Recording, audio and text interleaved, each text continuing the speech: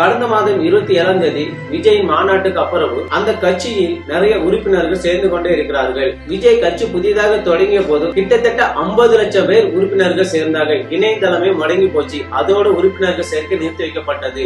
நடந்து முடிஞ்ச மாநாட்டுக்கு அப்புறம் விஜயின் கட்சி தினம் உறுப்பினர்கள் சேர்ந்து கொண்டே இருக்கிறார்கள்.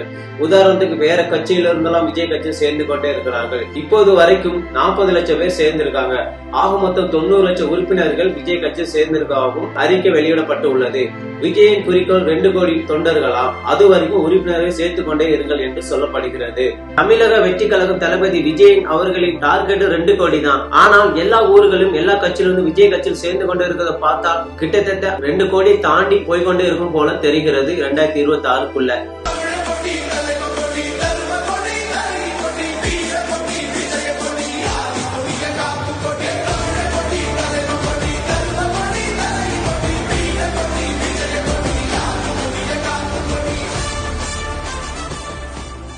வடசென்னை மேற்கு மாவட்ட கொளத்தூர் மேற்கு பகுதி 67வது வட்ட தலைமை சார்பாக புதிதாக விஜயின் கட்சி மன்றம் தொடங்கப்பட்டது. இந்த மன்றத்தை வடசென்னை மாவட்ட தலைவர் MTC தனிகா அவர்களும் கொளத்தூர் பகுதி தலைவர் MC ராஜா அவர்கள் முன்னிலையில் இந்த மன்றம் திறக்கப்பட்டது.